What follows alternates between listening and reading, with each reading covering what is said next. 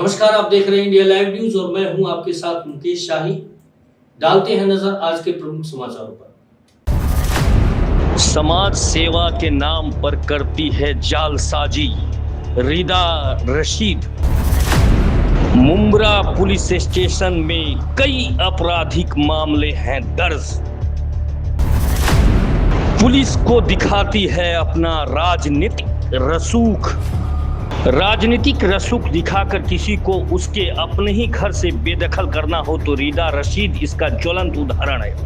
यह घटना वर्सोवा अंधेरी के आराम नगर भाग 2 जेपी रोड की है, जहां रीदा रशीद ने कृष्णा मल्या नामक शख्स के घर को फर्जी तरीके से अपना घर बताकर उसे अपने ही घर से बेदखल करना चाहती है।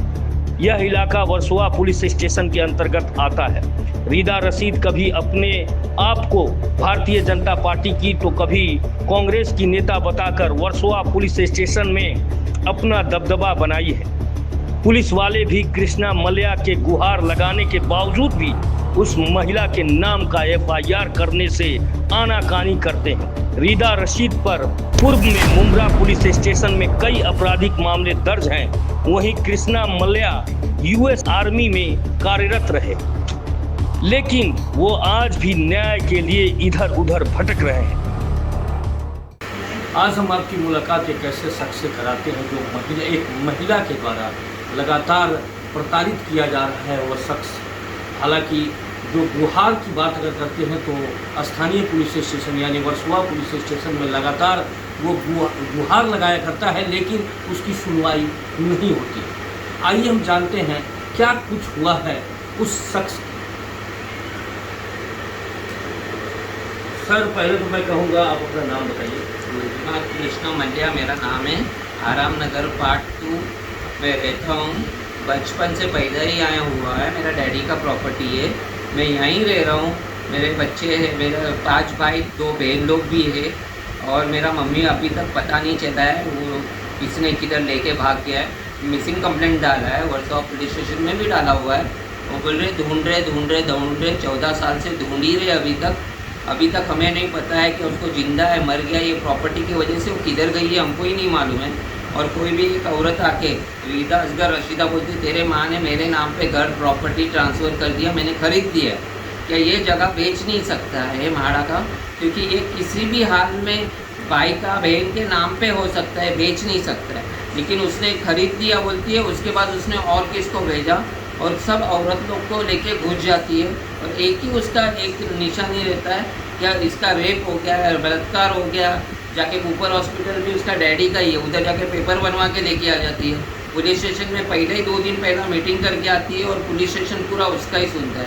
हम जाएंगे तो हमारा NC तक नहीं लेता है, लेकिन उसका FIR बरोबर लेता है उन लोग।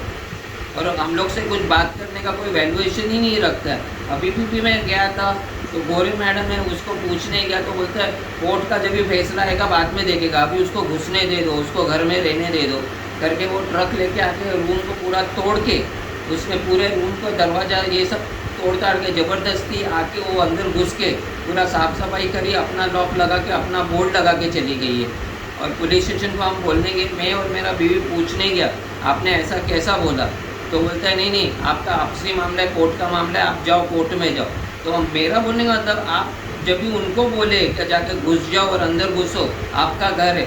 उसका तो ऑलरेडी 2 घर है, लोखंडवाला में भी है, किधर है मुझे नहीं मालूम है।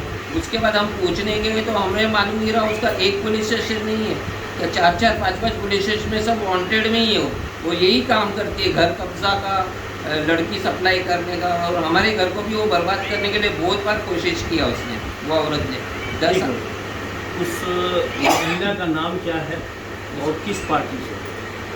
वो रीदा असगर रशीदा उसका नाम है। वो कभी बोलती है मैं BJP से है, उसका बोर्ड पे उसका BJP का उसमें ही नाम लिखा हुआ है उसका। वो BJP के ऑफिस में उसने कोई तो भी एक संगठन ओपन किया हुआ है, ऑफिस खोला हुआ है उसने, जो सब महिला लोग को संभालने का। वो संभालने का नहीं काम करती है। इधर भी जब झगड़ा करने आई थी तो बोला मैं तुमको बर्बाद करेंगे। मेरे पास 50 से 60 औरत लोग हैं मेरे पास, मैं पुलिस स्टेशन के किधर भी लेके जाऊँगी। और म्हाड़ा में भी यही होता है, जब बगैर जाके ऑटोमेटिकली ट्रांसफ़र हो गया। हम लोग का किसका भी एनओसी नहीं, मेरा मम्मी का आधार कार्ड, पैन कार्ड ओरिजिनल सब कुछ मेरे पास है। उसने कैसा डॉक्यूमेंट्स बनाया, कैसा ट्रांसफ़र किया, हमें ही नहीं पता है। जब तक 5 भाई का बैंक का एनओसी के बगैर ट्रांसफ़र नहीं होता है, वो चीज़ ट्रांसफ़र भी हो गया। वो तो बड़े बड़े ऑफिसर लोग को मैं जानती हूँ, मैं साइन करके ले लेती हूँ। उस महिला की जो बात कर रहे हैं, कैसे आपके संपर्क में रही? हमारे संपर्क में ऐसा ही हम लोग सोचे थे कि फैमिली को ये सपोर्ट करेगी।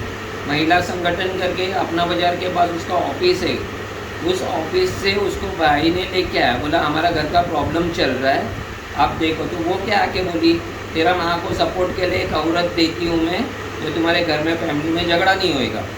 ऐसा करके उसने एक औरत को लाके छोड़ी। उसके बाद वो आहिस्ता से बोली मेरे भाई को, ये रूम मैं भाड़े पे दे रही हूँ, तुम लोग बाहर किधर दे रहे हो, और तेरा माँ को हम लोग संभालेंगे। ये करके उसने हमारा रूम भाड़े पे ले लिया। आपकी माँ अगवा हुई जैसा कि आपने कहा, हाँ और अभी तक पुलिस उन्हें ढूंढ नहीं पाई, हाँ। तो कहाँ है आपकी माँ? क्या कहना चाहेंगे? उस महिला से क्या ताल्लुकात है इस उनके गायब होने में? इस रशीदा ने जो औरत को रखा हुआ था, वही औरत के साथ ही मेरा जो उनका ही जो ड्राइवर है, उन्होंने लेकर जाते वक्त मेरे बाजू वाले ने देखा, उन्होंने उनका फ़ोटो भी निकाला और बोला तेरी माँ को इसी औरत के ड्राइवर वो जो काम वाली रखी थी उसके साथ गई है, उसके बाद वो गायब हो गई है। और जब भी हम लोग को पता चला, क्या मेरे माँ को लेके जाके घर ट्रांसफ़र करके 2 दिन के बाद वो मर गई बोलते हैं। हम लोग को नहीं मालूम मर गई है जिंदा है। हम बीएमसी में भी जाके आधार कार्ड लेके, वो बोला कोई मरी नहीं है, सब झूठ है। और इस मिसिंग कंप्लेंट भी मेरे पास है। मेरी माँ है, मेरे को नहीं मालूम मम्मी जिंदा है क्या मर गई, लेकिन इसको कैसे मालूम मुझे नहीं पता। आप क्या करते थे? मैं पहला गैरेज में काम करता था बॉम्बे में, बाद में 17 साल मैं कुवैत यूएस आर्मी में था। और यूएस आर्मी में रह के मेरी जब भी मम्मी को इतना तकलीफ़ दिया, मेरे छोटे भाई ने, बीवी ने, उसको मारा भी है, तो मैं भाग के इधर आया। और उसके बाद ये सब चालू हो गया कि हमको घर से बाहर निकालना है। ये औरत को लाया हुआ है रीदा असगर रशीदा को, ये हमको सपोर्ट करेगी, ये करेगी। ये कुछ सपोर्ट नहीं करती है, पूरा घर को बर्बाद कर डाली है। और एक बार उसने 20 लोग को भेजा था, 20 बोलेगा तो 9 औरत लोग और 10 आदमी लोग। अंधेरी डोंगर का निसार भाई है, उसने आदमी लोग को भेज के घर को कब्जा करने के लिए दरवाज़ा तोड़ के अंदर घुसने की कोशिश किया। जब भी मैं 100 वाले को 10 बार फ़ोन किया तो अभी भी एक बार कोई जवाब नहीं दिया। बाद में 2:30-3 बजे के बाद फ़ोन आया क्या हाँ पुलिस पहुंची क्या नहीं पहुंची। जब तक एक इंस्पेक्टर आ रहा है 5 बजे और बोलता है आप उनका घर है दे दो उनको। तो मैंने आजू बाजू वाले को पूछा, बोला ये घर किसका है। अभी भी बहुत झगड़ा हो गया, मारा मारी हो गया। तो बाजू वाले ने बोला उसका डैडी का प्रॉपर्टी है, इन लोग काय को जाएंगे छोड़ के। तो नहीं, इसने खरीदा हुआ है, तो ये घर खरीद ही नहीं सकता है, ऐसा कैसे खरीद लिया। और बाद में वो इंस्पेक्टर वर्सोवा पुलिस स्टेशन से आया हुआ, वो बोलता है मैं क्या ब्रह्मदेव है क्या, मेरे को मालूम नहीं है क्या मैं इधर रहता हूँ, मुझे नहीं मालूम है, आपको पुलिस स्टेशन आना पड़ेगा। और जब मैं वकील को बोला, वकील ने बोला कोई ज़रूरत नहीं, बाहर के आदमी लोग घर कब्जा करते हैं तो आपको क्या ज़रूरत है पुलिस स्टेशन जाना, आप जाना नहीं जब तक मैं बोलेगा नहीं। वारंट इशू होएगा तो देखेंगे। बाहर के आदमी लोग घर तोड़ के अंदर घुस रहे तो उनको अंदर डालो।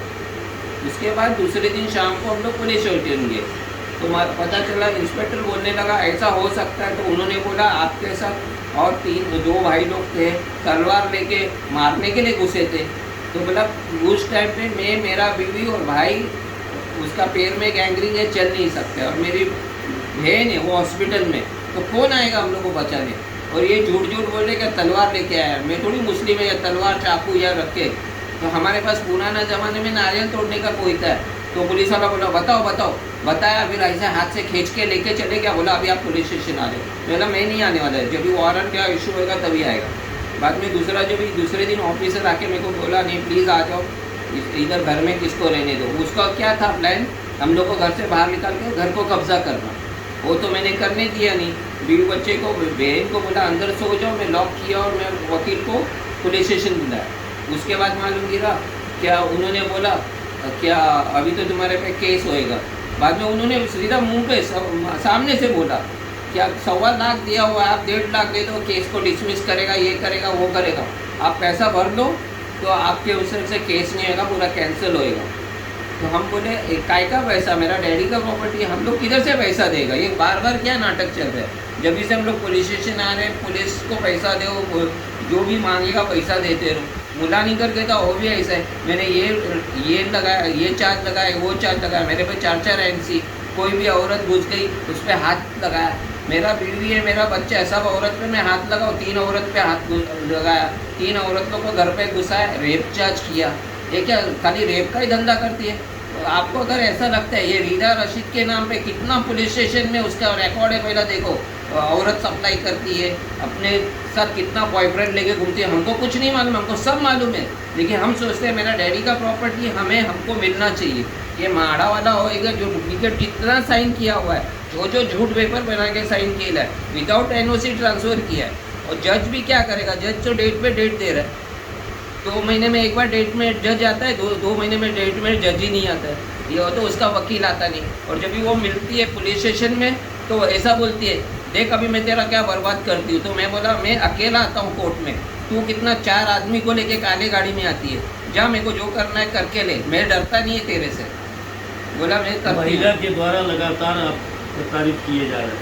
हाँ, इसकी सूचना अपने स्थानीय पुलिस स्टेशन में दी, पुलिस का क्या रवैया है? पुलिस कुछ सुनती नहीं है, सिर्फ इतना बोलती है NC। अभी लास्ट मोमेंट में अभी गए 6 महीने पहले गए मई में मेरे को एक NC लिख के दिया। हम लोग लात मार के गए थे, मैं 4 आदमी का नाम दिया था उसमें।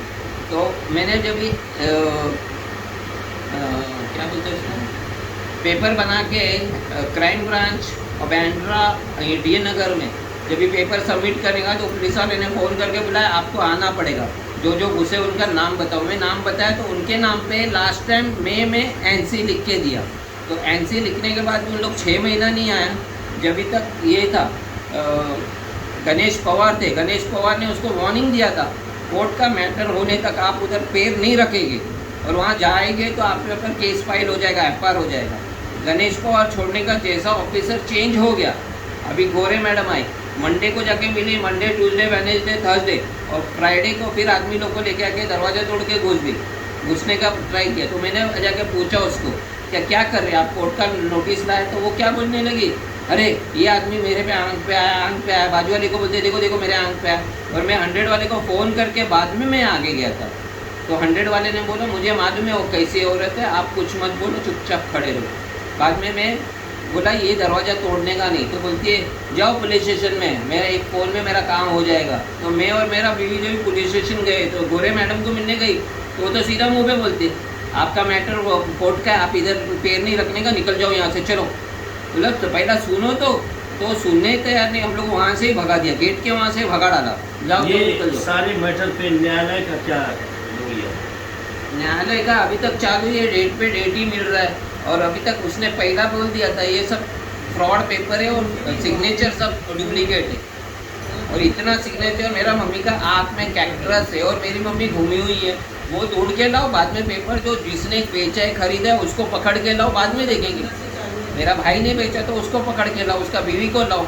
तुम ऐसे ही क्या जिसको भी देखो तो घुस रहा है, दरवाज़ा तोड़ के घुसते जा रहा है। कभी मेरे बीवी को रास्ते पे टॉर्चर कर रहा है, मैं जाते वक्त रास्ते पे पीछे कोई भी आदमी आएगा, कोई हवलदार आकर पूछेगा आया किधर जा रहे, तो हम लोग के पीछे टॉर्चर ही चल रहा है। अगर कल किसको उड़ाया, गाड़ी लगाया उड़ाएगा तो उसका प्रॉब्लम कौन है?